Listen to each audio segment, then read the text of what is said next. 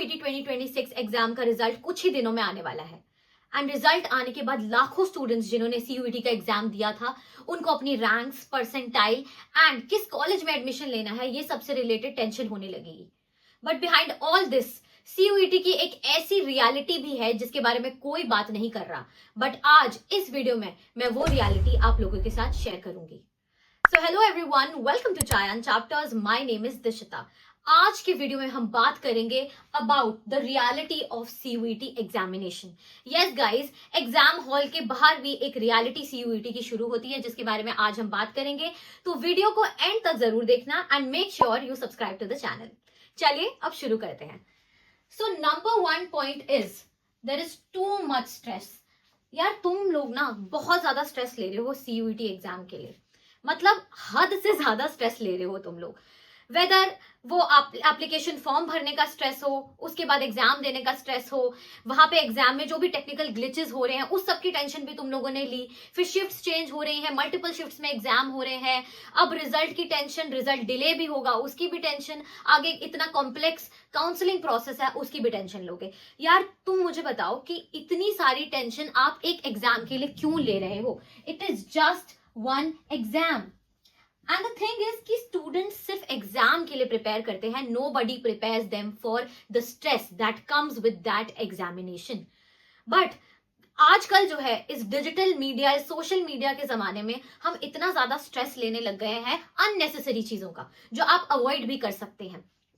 तो you should not take too much stress about CUET कि क्या होगा, क्यों हम स्ट्रेस लें जो NTA से गलतियां हुई है उन सब चीजों के बारे में। NTA ने इतने ब्लंडर्स किए हैं, क्यों हम अपने सर पे ये सब टेंशन लें? तो आपको इतनी टेंशन नहीं लेना है। And trust me guys, there I will give you a very clear suggestion कि you will have to have a lot of patience in you. आपने अभी एग्जाम दे दिया, आपको लग रहा है बहुत सब इजी है, बट अभी थ्रू आउट अभी काउंसलिंग प्रोसेस चलेगा आपका 2 months and you will need to have a lot of patience. अगर आपने पेशेंस नहीं रखा तो आप गलत डिसीजंस लेंगे, पैनिक कर जाएंगे। Next thing that I want to tell you guys about is कि ये जो नॉर्मलाइजेशन की कंफ्यूजन हो रखी है ना आप लोगों में, this is totally unnecessary. Students ये सोचे जा रहे हैं कि यार हमारे नॉर्मलाइजेशन से मार्क्स बढ़ेंगे या नॉर्मलाइजेशन से मार्क्स कम होंगे।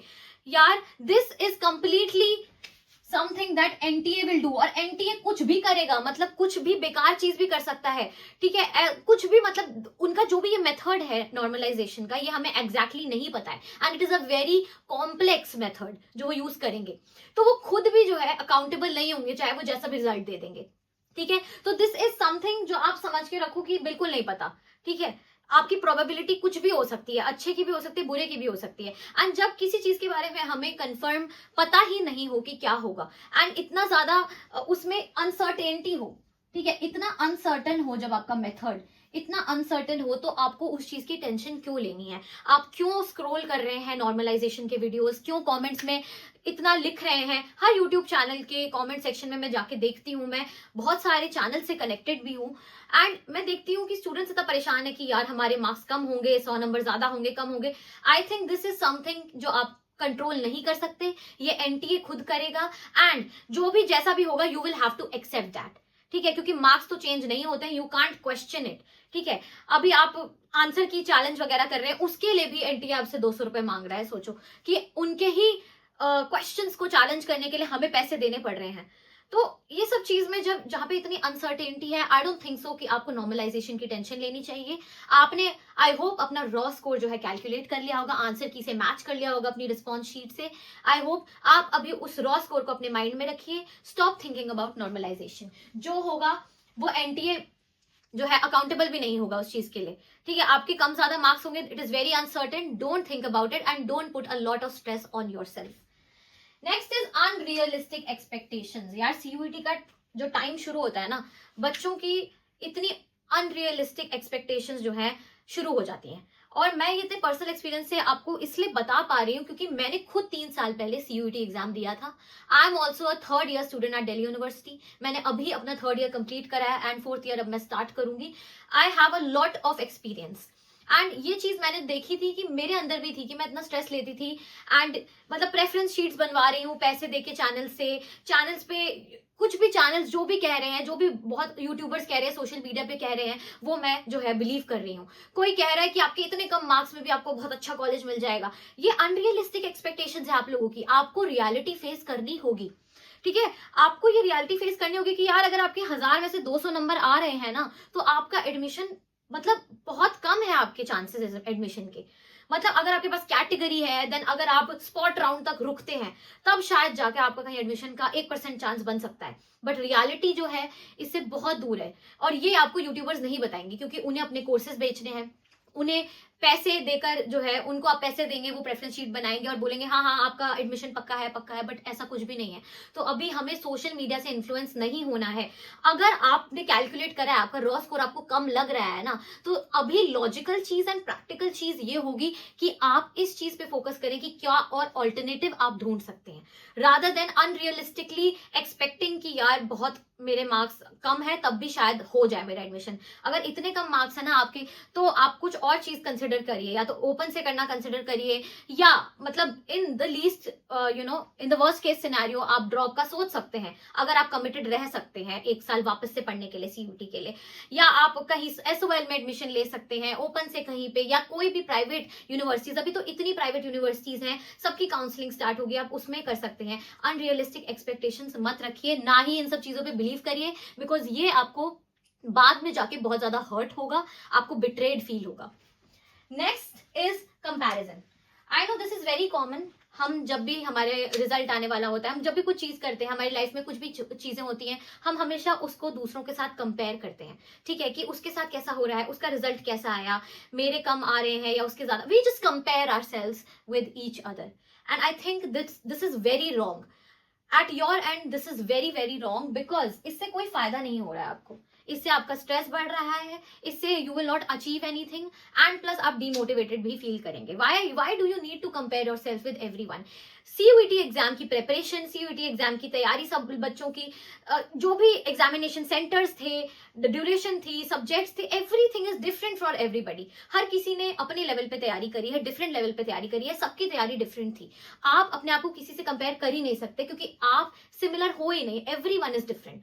तो आप ये सोचना बंद कर दीजिए कि भाई उसके कितने नंबर बन रहे हैं, मेरे कितने बन रहे हैं। Don't think about it, rather than that think about what else you can do. अगर आपके मार्क्स कम हैं आपके हिसाब से, इफ यू थिंक कि you are not at par, तो आप सोचिए ये चीज कि आप क्या ऑल्टरनेटिव ढूंढ सकते हैं। Next is a very brutal reality is that CUET exam is not worth a drop. आप, मेरे हिसाब से आपको ड्रॉप ईयर बिल्कुल नहीं लेना चाहिए सिर्फ मात्र एक सीयूईटी एग्जाम के लिए, बिकॉज आप एक यूजी की डिग्री के लिए सीयूईटी एग्जाम में ड्रॉप ले रहे हैं, which is very unnecessary. Because मेरे हिसाब से आप 1 साल और देंगे, इसमें इतना वर्थ इट एग्जाम है ही नहीं। इतना टाइम एग्जाम ही मांगता ही नहीं। अगर आप अच्छे से प्रिपरेशन आपने करी है, इतना टाइम नहीं मांगता है एग्जाम। एंड फिर एक ड्रॉप ईयर लेने पे आप पूरे साल खाली हैं, आप डिमोटिवेटेड फील करेंगे। There are a lot of things कि आप बहुत ज्यादा लेफ्ट बिहाइंड फील करेंगे, आप लेफ्ट आउट फील करेंगे, आपको ऐसा लगेगा कि आगे बहुत सारे स्टूडेंट्स बढ़ चुके हैं, आपके दोस्त बढ़ चुके हैं, एंड आप पीछे रह गए। आप ये सब सोचेंगे, and this is very natural, it is very natural to human nature कि हमें ये सब ख्याल आएंगे। एंड कहीं ना कहीं जो 90% स्टूडेंट्स होते हैं ना, 90% स्टूडेंट्स ड्रॉप ईयर भी वेस्ट कर देते हैं, ड्रॉप ईयर में भी नहीं पढ़ाई करते हैं, अल्टीमेटली वो एंड में ही पढ़ते हैं। 90% स्टूडेंट्स, हो सकता है आपको 10% में से हो, बट 90% स्टूडेंट्स ड्रॉप ईयर का सही इस्तेमाल भी नहीं करते हैं। That's why I am saying for a UG degree CUET के लिए ड्रॉप लेना इज टोटली अननेसेसरी। इस पे मैंने एक फुल वीडियो भी बना रखी है, मैं जरूर उसका लिंक जो है डिस्क्रिप्शन में डाल दूंगी, आप वो भी चेकआउट कर सकते हैं। Next is that you will have to be realistic. मैंने पहले ही कहा कि रियल होना, रियलिस्टिक सोच रखना, प्रैक्टिकल सोच रखना बहुत इंपॉर्टेंट है। I know decision making can be really tough right now.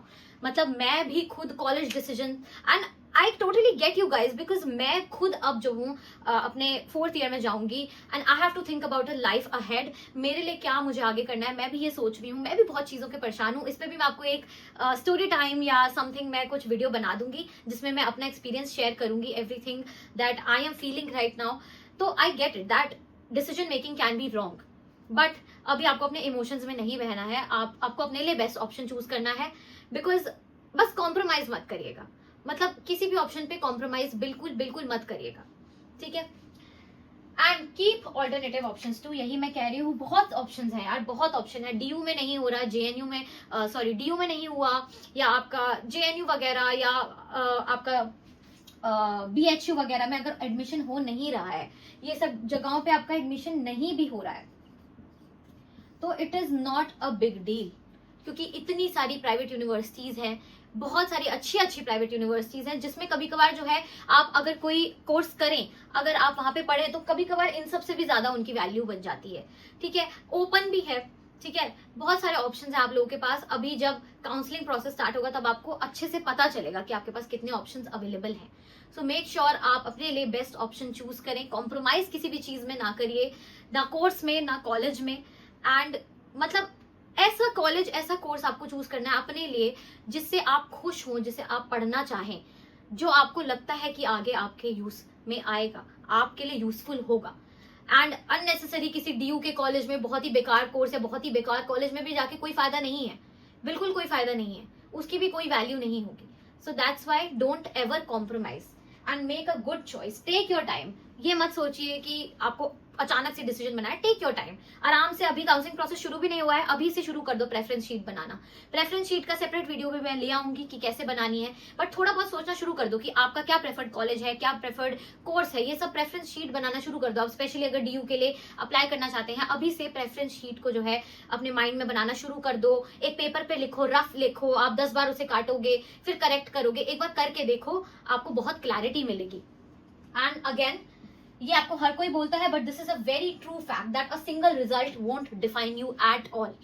एक सिंगल रिजल्ट बिल्कुल आपका जो है पोटेंशियल आपको डिफाइन नहीं करेगा, ठीक है। सो yeah guys, that's it. I hope this video was helpful. And आगे बहुत सारे सीयूटी रिलेटेड वीडियोज आने वाले हैं। मैं खुद का भी अपना एक्सपीरियंस शेयर करूंगी डीयू में, जो मैंने 3 साल बिताए हैं।